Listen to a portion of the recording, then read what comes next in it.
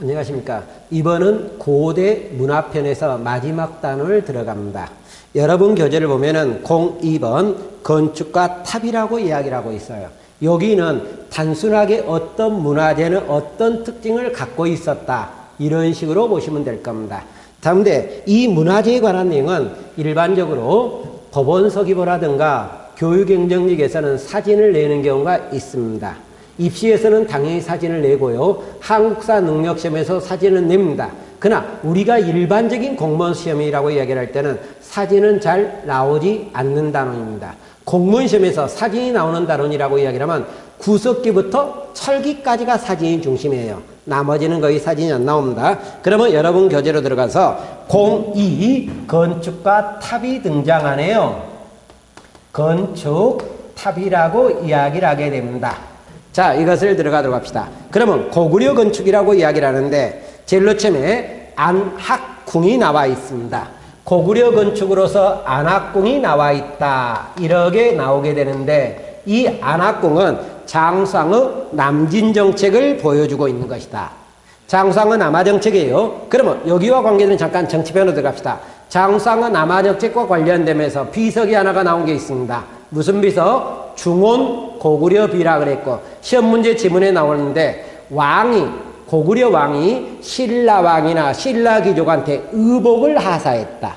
신라를 동의로 표현하면서 고구려 천하관이 나왔다. 아마 이쪽이 더 중요한 것 같네요. 이렇게 나오게 02번에 가다 보니까 가옥 건축이 나오는데 그 당시 가옥이 지금까지 나오진 않을 거잖아요, 결론적으로요. 그러니까 벽화를 통해서 일부를 추정할 수 있다, 이렇게 나오겠고, 탑이라고 이야기를 하는데 고구려의 탑은 현재 전하는 게 없습니다. 탑이 없었다는 이야기 아니라 목탑이었다고 우리가 추정을 한다, 이렇게 나오는 거예요. 그래서 고구려 건축물로서는 안학궁 하나만 보시면 될 것 같고, 가로 2에 가다 보니까 백제의 건축에 관한 내용이 언급이 되기 시작을 합니다. 그러면 백제의 건축으로서 미륵사가 나오네요, 결론적으로요. 자, 익산미륵사라고 이야기를 하는데 익산미륵사는 무왕이 백제의 중흥을 시도하고 익산을 천도하려고까지 했다 그래요. 이러면서 미륵사를 건립했고, 더불어서 익산미륵사지 석탑도 무왕이 만들어내고 있었다. 근데 석탑에서 보도록 합니다. 그럼 밑에 바로 석탑이 나오네요. 그러면 이 익산미륵사의 석탑은 잠깐, 원래 우리나라 탑은 처음에는 목탑이 만들어졌습니다. 목탑은 탑의 재료가 나무였다는 이야기예요, 결론적으로. 그러다가 뒤로 가면서 석탑으로 바뀌어지게 됩니다. 돌탑으로 바뀌어지는 거죠. 돌탑이 지금까지도 나오는 경우가 있지만 그 뒤로 가면서 무슨 탑이 만들어지느냐? 전탑이 만들어요. 이 전자는 벽돌 전자입니다. 벽돌탑이었다. 벽돌은 돌로 만든 겁니까? 아니면 흙으로 만든 겁니까? 흙으로 만든 거예요. 자, 그러면서 우리가 등장하고 있다. 이 익산미륵사의 석탑이라고 이야기를 하게 되는데 백제 무왕 때 만들어졌는데요. 이 탑은 목탑에서 석탑으로 넘어가는 과도기에 만들어진 탑이다. 그러면 과도기란 이야기는 다시 이야기하면 목탑 형식이 있겠습니까? 없겠습니까? 있겠죠. 석탑 형식도 있을 거라고 이야기를 하죠. 두 개 탑 형식을 다 갖고 있다. 이렇게 우리가 등장하고, 일반적으로 우리가 절에 가면 대웅전이 있습니다. 대웅전 앞에 마당에 가면 탑이 있는데 두 개의 탑이 세워지는 거예요.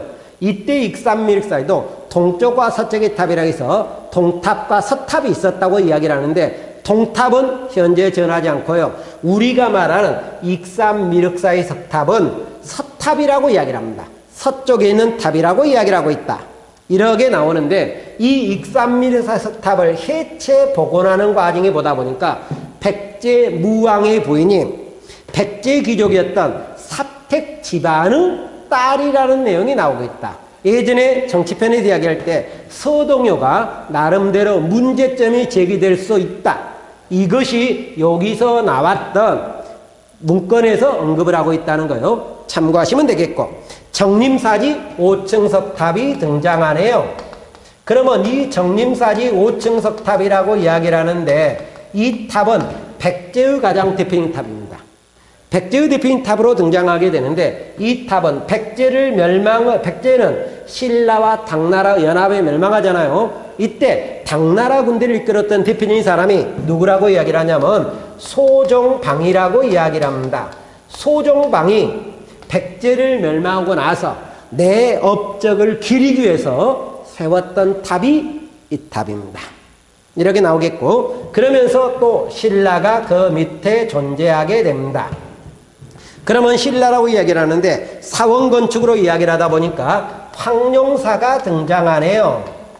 자, 황룡사는 어느 왕 때 만들어졌다? 진흥왕이라 그랬어요.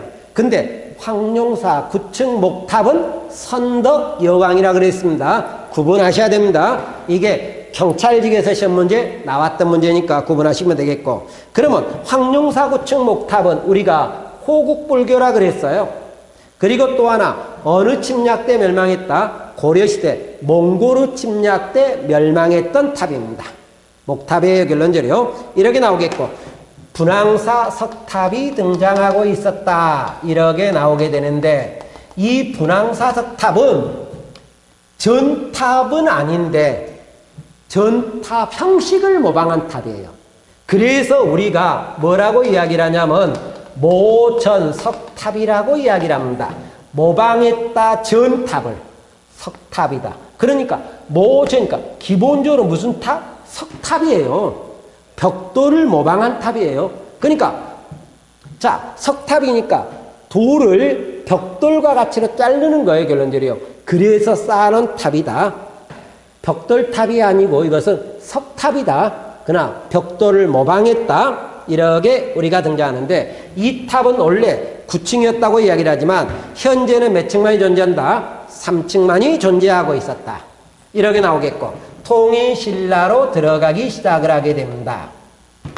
그러면 통일신라에 가면 사원이 나오게 되는데 불교가 통일신라 때 꽤나 발달하고 있을 거예요. 결론적으로 불교 발달과 더불어서 사원, 절도 많이 건립되게 되는데 이때 불국사가 건립이 된다.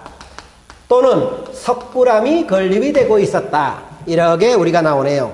우리가 불국사에 가면은 석가탑 있고 다보탑이 있죠. 근데 10원짜리 동전에 있는 것은 무슨 탑입니까? 다보탑이에요. 결론적으로 이렇게 우리가 나오겠고, 석굴암은 인조 석굴사원이에요. 인공을 가미한 거란 이야기예요. 결론적으로 굴은 사람이 어쨌다? 팠다는 이야기예요. 결론적으로. 근데 인조 석굴인데 이때는 불교 이상세계를 표현하는데 날개쪽에다 보니까 그림을 그려놨어요. 결론적으로. 근데 배치가 굉장히 잘 만들어졌어요. 배치가 굉장히 잘 만들어졌다. 원하고 삼각형 배치가 정확하게 나왔다는 이야기예요. 결론적으로. 그래서 배치가 잘 됐다. 그렇게 나오겠고, 동그라미에 가다 보니까 조경술이 나오게 됩니다. 조경술과 관계되면서 귀족의 사치양락을 이야기하는 안압지가 나온다든가, 우리가 포석 정도 등장할 수 있을 겁니다만은 여기서는 안압지 하나만 쓰고 있네요. 귀족의 사치양락을 이야기하는 거예요. 동그라미 3번에 가다 보니까 석탑이 등장하게 됩니다. 잠깐, 우리가 삼국시대 석탑이 만들어진다고 이야기를 했는데 이때 삼국시대는 석탑이 몇 층이 줄을 이루게 되냐면 5층이 중심을 띠게 됩니다. 그런데 비해서 통일신라는 몇 층이 중심을 띠느냐? 3층이 중심을 띠게 됩니다. 그런데 고려시대 가면 한 층이 나오는 게 아니라 7층이나 9층이나 10층 등의 여러 가지 형식이 시험되는 단계를 거치고 있었다. 그래서 가끔씩 좀 다른데 통일신라는 3층이라 그랬습니다. 근데 2층은 높은 기단위에 3층 탑을 세우면서 폭과 높이를 줄이면서 안정감을 취하게 되는데 이때 통일신라 3층 탑의 가장 대변적인 것 몇 가지가 나옵니다. 가문사지 3층 석탑이었다. 이렇게 나오게 되는데 이 가문사지 3층 석탑은 호국불교입니다. 다시 말하면 문무왕의 무덤이 우리가 뭐라고 합니까? 대왕암이나 해중릉이라고 이야기를 하는데 문무왕 무덤이 바다에 나오니는 내가 용이 돼서 왜구를 토벌하겠다는 이야기예요. 그것을 기리기 위해서 만드는 것이니까 호국불교라고 이야기를 합니다. 이렇게 나오게 되겠고, 석가탑이 나오는데 불국사에서 나왔던 탑이라 그랬죠. 10원짜리 동전은 석가가 아니라 그랬어요. 다보탑이라 그랬고. 자, 그 밑에 다보탑도 등장하게 됩니다. 다보탑도 나오겠고, 양양진전 3층 석탑은 좀 참고를 하시기 바랍니다. 자, 양양진전사지 3층 석탑이라고 이야기를 하게 되는데, 이것은 어떤 의미에서 중요하다. 먼저 첫 번째, 시기가 언제다? 통신라 중대가 아니라 하대라는 겁니다. 또 하나 특징이 나오는 게 기단과 탑신에 불상이 부조로 조각되어 있다. 이 두 번째 내용이 더 중요합니다만은 첫 번째 하대라는 것도 잊어버리면 큰일 납니다. 기단과 탑신에 불상이 부조로 조각됐다. 이건 머릿속에 넣으시겠고, 뒤로 나오다 보니까 승탑이나 탑비가 등장하네요. 승탑이라는 것은 승려들의 탑인데, 잠깐 우리가 통일신라에 가면서 어떤 영향이나 무덤을 위해서 이야기를 했는데, 불교 영향을 받아서 화장용법이 나온다 그랬어요. 지금도 우리가 스님들이 열반한다, 돌아가신 게 열반이라고 이야기를 하는데, 열반하면 다비식이라고 해서 화장을 합니다. 화장을 하면 뭐가 나온다고 이야기합니까? 우리가 사리가 나오는 거죠, 결론적으로요. 이 사리가 나오는데 승려들의 사리를 보관한 탑을 승탑이라고 이야기를 하고, 비석 하나 세우는 것을 탑비라고 이야기를 하는데, 이때 승탑은 팔각 원당형을 중심으로 하겠고, 근데 이것을 누가 만들었냐? 선종은 중앙귀족과 연결됐습니까? 아니면 지방 호족과 연결됐습니까? 호족과 연결됐죠, 결론적으로요. 그래서 호족의 정책 역량이 성장했다는 것을 보여준다. 이것을 이야기하겠고, 다음 발해가 등장합니다. 발해 궁궐 건축이 나오는데, 발해 상경은 중국 당나라의 수도였던 장안성을 모방하겠고, 내성과 외성의 큰 대로변 주작대로가 있다고 이야기를 했는데, 주작대로는 어느 나라의 영향을 받았다? 당의 영향을 받았다. 제가 이런 얘기 있습니다. 당의 영향을 받았던 것은 크게 두 개다. 주작대로하고 정효공주라 그랬어요. 근데 정효공주는 당 거에다가 고구려 것까지 가미됐다. 이런 이야기를 드렸고, 동그라미 이해가다 보니까 온돌장치가 있어요. 이 온돌장치는 뭐하고 관련된다? 고구려 문화란 이야기예요. 고구려 문화. 그러니까 주작대로와 정효공주를 빼버리면 문화는 전부 다 누구 거다? 고구려 거라 그랬어요. 이러면서 우리가 등장하고 있다. 불상과 조각, 03번호 넘어가기 시작을 합니다. 뒤로 좀 갑니다. 자, 불상이라든가 조각이 등장하네요. 자, 그러면 우리가 불상이라고 이야기를 하는데, 자, 동그라미 1번에 가다 보니까 고구려 불상, 영가, 칠연명, 금동열의 입상이라고 이야기를 합니다. 근데 이 영가, 칠연명, 금동열의 입상이라고 이야기를 하는데 옆에 사진이 있죠. 근데 이것은 발견 지역은 어디서 발견되냐? 경상남도 의령에서 발견된 겁니다. 그러나 누구 거로 본다? 고구려 거로 보는 거예요. 왜 그러냐면 이 이름을 부과한 게 이 불상의 뒷면에 영가 7년이란 말이 나옵니다. 근데 이게 고구려와 관련된 거예요.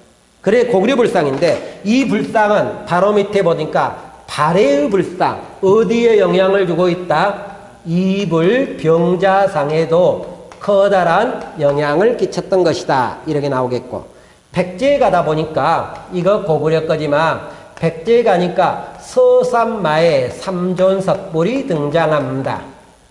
자, 이 말은 어떤 말이라고 이야기를 하느냐? 그럼 우리가 보면 서산이라는 것은 이 불상에 나왔던 지방입니다. 마에는 우리가 절벽 같은데 돌로 돼 있잖아요, 결론적으로. 그 돌로 돼 있는 곳에 불상을 3개를 조각한 거다. 이러면서 나오는데, 여기에서는 엷은 미소를 머금고 있기 때문에 백제의 미소라고도 이야기를 합니다. 이렇게 나오겠고, 신라, 경주베리 석불입상이 등장합니다. 이 경주베리 석불입상은 신라 거예요. 통일신라가 아니라 통일정권한 이야기예요. 통일정권 신라다. 이렇게 우리가 등장하겠고, 통일신라에 가면 균형미가 무지하게 강하게 등장합니다. 통일신라 때는 균형미, 조화미, 정제미 굉장히 강하게 등장하는데, 석굴암에 본전불이 있습니다. 석굴암의 본전불. 자, 석굴암의 불상이 있죠, 결론적이요. 그 불상의 중심에 있는 것, 이 본전부를 이야기하겠고, 옆에는 보살상이 등장한다든가, 나한상이 등장한다든가, 인왕상이 등장하는데, 여기서 찾는 의미가 뭐냐? 불교 이상세계를 실현하려고 이것을 만들었다. 이러면서 우리가 등장하고, 발해에서는 흙으로 만든 불상이 있는가 하면은 이불병자상도 있다. 그러나 이 발해의 이불병자상은 고구려 뭐에 영향을 받았다? 영가 7연명 금동열의 입상의 영향을 받아서 만들어진 거다. 그리고 날개 쪽에 가면 이불병자상 사진도 등장하고 있어요. 결론적으로 두 개의 부처가, 이불이니까 두 부처가 병, 같이 좌 앉아있는 상이에요. 그러니까 두 부처님이 앉아있는 조각상이 이불병자상이다. 이렇게 나오겠고, 조각이 등장합니다. 통일신라 조각으로 이야기를 하면서 태종묘랑릉의 받침돌이라고 이야기를 합니다. 이 태종묘랑릉의 받침돌은 거북이가 힘차게 전진하는 모습을 보여준다. 이렇게 이야기를 하겠고, 불국사 석등이라든가 법주사 쌍사의 석등이 나오겠고, 범종으로 상운사종은 가장 오래됐고, 성덕대왕 신종이라고 하는데 아이냠이 된 청동으로 만들어진 겁니다. 근데 성덕대왕 신종 우리가 다른 말로 봉덕사종이나 에밀레종이라고도 이야기를 하고 있어요. 그 다음에 발해 문화적 성향이 웅장하고 건실하다고 이야기를 합니다. 웅장하고 건실하는데 발해 자기, 잠깐 이런 이야기를 했습니다. 이런 이야기 머릿속에 넣어두시기 바랍니다. 자, 우리나라에서 도자기가 등장해요. 자기라고 이야기를 합니다. 그러면 우리나라 도자기는 중국에 수출한 것은 딱 한 번뿐이다. 언제? 발해 한 번뿐이다. 발해의 자기는 가볍고 광택이 있었기 때문에 중국에 수출했다. 우리가 고려시대 상감청자 있죠? 이것도 수출하지 않는다는 이야기예요. 이렇게 나오겠고, 기와와 벅돌은 고구려 영향을 받은 거고, 석등이 나와 있죠? 석등은 불교와 관련되고 있죠? 이것도 고구려 영향이 되겠죠, 결론적으로요. 이러면서 나오겠고, 글씨, 그림이 등장하게 됩니다. 그러면 우리가 글씨, 그림이라고 이야기를 하는 글씨, 광개장비가 있고, 김생이 나오는데 광개장비는 에서체로 되어 있고, 김생의 글은 해동필가의 조정이라고 이야기를 하는데 원화첩과 집자비문이 있죠. 김생의 글을 묶어놨는데 원화첩은 통일신라 건데 전하지 않아요. 집자비문은 고려시대에 만들어 놓은 건데 전합니다. 이렇게 나오겠고, 그림, 천마도가 있다. 자, 제가 무덤을 이야기할 때 이런 이야기 했습니다. 천마총에 나오는 천마도는 벽화, 기다, 아니다. 아니라 그랬습니다. 벽화라고 이야기는 꽤 많이 시험 문제에 써먹고 있는데 과감히 이것 틀렸다고 하시라 그랬습니다. 그것 머릿속에 잘 내시면 되겠고, 황룡사 벽의 선왕군이었던 솔구가 나온다. 뭐 새가 앉으다 꼬꾸라졌다. 뭐 이런 소리도 나옵니다만은 화엄경 변상도가 나오겠고, 음악, 무용이 나오는데 무용, 고구려 벽화의 무용층의 무용도가 나온다든가, 신라화랑도 노래와 춤을 즐겼다. 음악, 백결 선생이 나온다든가, 왕사랑이 나온다든가, 우릭이 나옵니다. 음악 알아서 보세요. 심심하면 노래방에서 떼어주셔도 될 겁니다. 시험 문제 극히 없는 단원이고 거의 불가능한 단원입니다. 낼 수는 있을지 모르겠지만 거의 불가능한 단원이에요. 이렇게 나오겠고, 일본으로 넘어간 우리 문화라고 이야기를 하게 됩니다. 자, 지도를 그리면서 설명하는 방법을 들어가겠습니다. 자, 이쪽에서 지도를 그립니다. 자, 이게 한반도라고 이야기를 하고 요게 일본이라고 이야기를 하도록 합시다. 그러면 삼국의 문화가 일본에 넘어가서 나왔던 문화는 우리가 무슨 문화라고 하냐면 아스카 문화라고 이야기를 해요. 이거 삼국 문화인데 가장 많은 영향을 끼쳤던 나라는 뭐다? 백제가 맞습니다. 그런데 통일신라 문화가 일본에 넘어가서 나왔던 문화는 학구 문화라고 그래요. 일반적으로 이렇게 나갑니다. 그러면 여기서 넘어간 내용을 보기 위해서 잠깐 지도를 보도록 합시다. 지도가 여러분 교재에 있을 건데 삼국문화 일본 전파란 지도가 있습니다. 자, 그러면 지도를 보면 고구려에서 일본으로 넘어간 내용이 언급이 되는데, 이때 불교, 유학, 해와, 참문, 해와, 붓, 불교, 해와, 종이 붓이에요. 잠깐. 여기서 본다. 불교라든가 해화라든가 종이라든가 붓이 넘어갑니다. 근데 이 종이부수 전파에 커다란 영향을 준 사람이 담징이고요. 담징은 일본에 가서 그림 하나 그린 게 있습니다. 호류사 금당벽화를 그렸다. 이렇게까지만 해놓고 그러겠고 백제에서 일본에 넘어간 게 있습니다. 백제에서 일본에 넘어간 것을 보면 불교, 유학, 해화, 천문역법입니다. 근데 천문역법의 전파에 커다란 영향을 준 사람은 관늑이에요. 관늑이라고 이야기를 합니다. 다음, 가야에서 일본으로 넘어갑니다. 여기는 무슨 것이 넘어가느냐? 토기 제작 기술이 넘어갑니다. 가야의 수레토기가 일본에 넘어가서 토기가 만들어지는데 이 토기를 무슨 토기라고 이야기를 한다? 스에끼 토기라고 이야기를 해요. 다음, 통이 신라에서 일본으로 넘어가는 문화가 있는데 이게 뭐냐면 조선술과 축제술이에요. 조선술은 무슨 술? 배 만드는 기술이고 축제술은 제방 쌓는 거예요.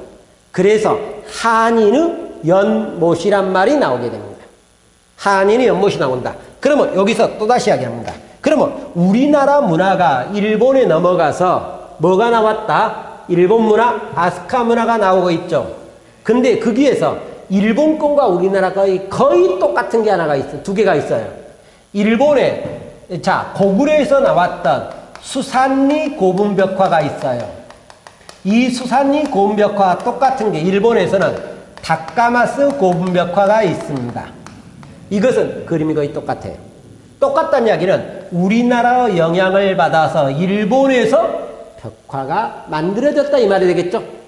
이렇게 나오게 되겠고 그 다음 백제에서 일본으로 넘어가는데 백제에서 금동 미륵보살 방가상이 있습니다.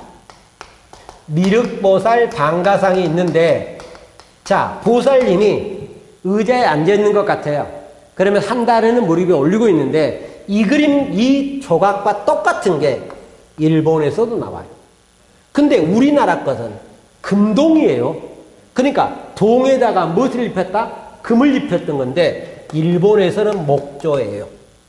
근데 이 목조, 이것이 일본의 국보 1호로 나오게 됩니다. 이러면서 우리나라 영향을 크게 받았다는 삼국시대예요. 그러면 02번에 가면 통일신라 문화의 일본 전파가 돼 있어요. 그러면 통일신라 문화가 일본에 넘어가는데 이때 유학과 불교가 중심적으로 넘어가게 됩니다. 유교와 불교가 넘어가면서 일본에서 학구 문화가 나오는데 심상, 이 심상이라는 사람은 일본의 화엄종을 전래시켰다. 화엄종을 전래시켰다. 심상이 등장합니다. 이것이 우리가 말했던 삼국문화의 일본 전파, 통일신라의 일본 전파인데 개별적인 내용을 보시는데 제일로 먼저 그래도 먼저 생각할 것은 삼국문화가 일본에 넘어가서 어느 문화를 만들었다? 아스카 문화 만들었고 통일신라로 넘어가서 어느 문화를 만들었다? 학구 문화 만들었다. 몇 년 전에 경간무 시험에서는 이렇게 낸 적도 있습니다. 통일신라 때 일본에 화엄종을 전래시킨 분은 누굽니까? 심상. 이게 정답이 된 적이 있어요. 그때 자장이라는 사람도 나와가지고 자장이 아니라 의상이라는 사람 나와서 잠깐 혼동한 경우가 있습니다만 심상이었다. 이렇게 나옵니다. 그러면 지금까지 해가지고 우리가 어디까지 끝냈냐? 고대국가의 모든 편이 끝났습니다. 그러면 다음 강에서 시작하는 것은 고려시대. 고려를 우리가 중세라고 이야기를 하거든요. 중세시대부터 들어가도록 하겠습니다. 수고하셨습니다.